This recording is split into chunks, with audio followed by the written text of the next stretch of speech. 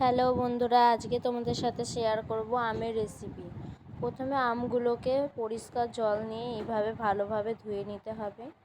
তারপরে আমগুলোকে ভালো করে একটা কাপড় দিয়ে মুছে নিতে হবে।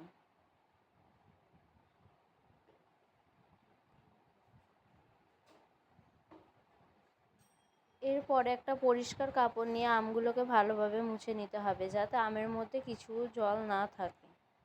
আমের মধ্যে জল থাকলে আচারটি নষ্ট হয়ে যাবে। এইভাবে আমরা সব আমগুলোকে মুছে নেব।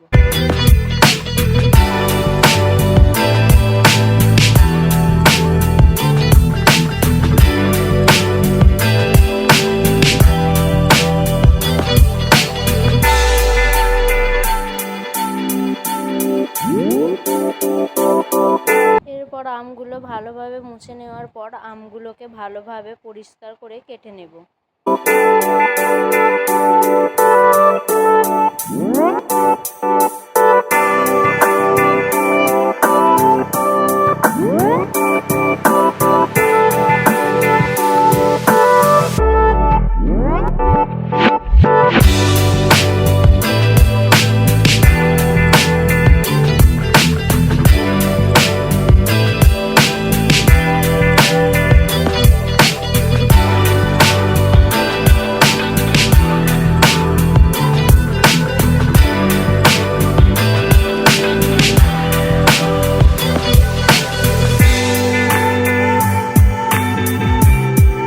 এরপরে আমগুলো কেটে নেওয়ার পরে দুদিন ভালোভাবে রোদ্দুরে শুকিয়ে নেব। এবারে আমগুলো শুকনো কমপ্লিট হয়ে গেছে। প্রথমে আমরা তৈরি করব শুকনো আচার, যাতে অনেকে আছে যারা তেল পছন্দ করেন না বা তেলে অনেক ধরনের সমস্যা আছে, তাদের জন্য প্রথমে শুকনো আচার তৈরি দেখাবো। একটি তেল ফুটিয়ে রেখেছিলাম, গরম তেলটিকে দিতে হবে।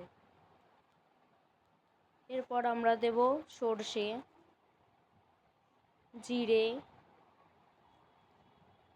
মৌরি, মেথি, হলুদ সর্ষে, কালো জিরে এবং হিং। এগুলোকে আমরা ভালোভাবে ভেজে নিয়ে পেস্ট তৈরি করে নিয়েছি। আপনারা এইভাবে ভালোভাবে এগুলোকে ভেজে নিয়ে পেস্ট তৈরি করে নেবেন। তারপর এগুলোকে আচারের মধ্যে দিয়ে মিক্স করে নেবেন। পরিমাণ মতো দিয়ে নিয়ে তারপরে অল্প পরিমাণে লবণ দিতে হবে। আপনাদের স্বাদ মতো আপনারা লবণ দিতে পারেন।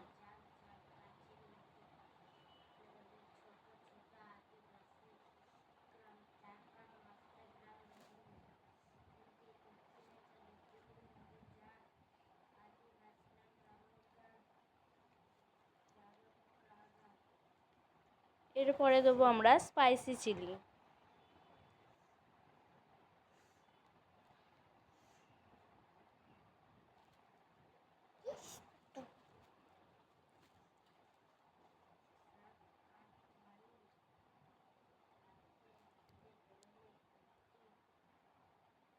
এবারে দিলাম ফোটানো তেলটি। এরপরে এটাকে আমরা ভালোভাবে নেড়েচেড়ে মিক্স করে নেব, যাতে মশলাগুলো প্রত্যেকটি আমের মধ্যে পৌঁছায়।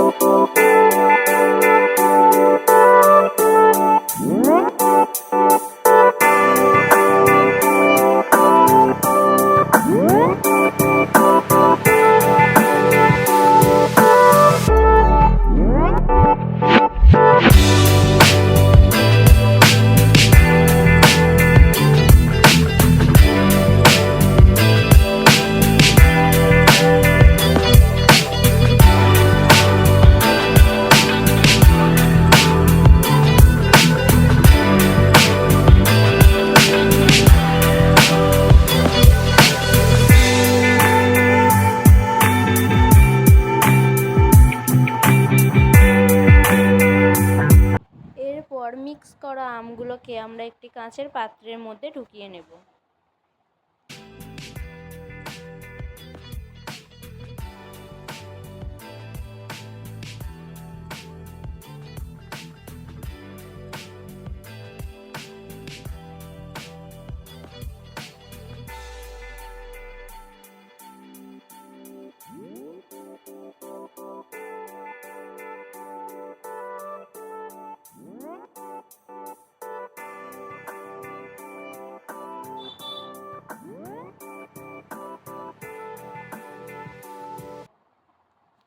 পরে আমরা বানাবো তেলের আচার। প্রথমে দেব কালো জিরে, তারপরে দেবো স্পাইসি চিলি,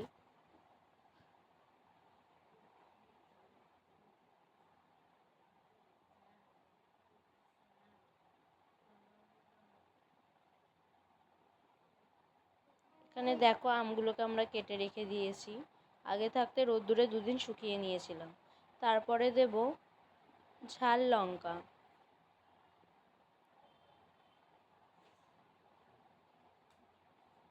তারপরে স্বাদ মতো লবণ,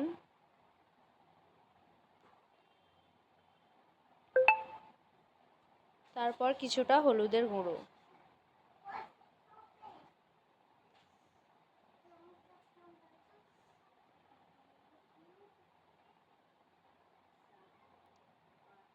তারপরে দেব আমাদের তৈরি করে রাখা মশলাটি। এটি হিংটাকে অল্প পরিমাণ কিছুটা হিং দিয়ে তারপরে আমরা দেব আমাদের তৈরি করে রাখা আচারের মশলাটি।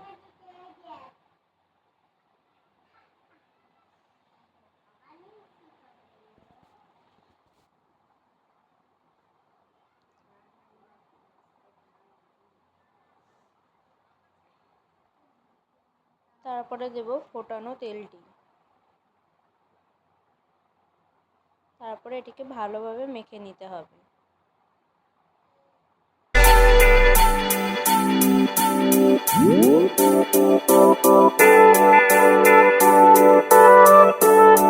নাড়াচাড়া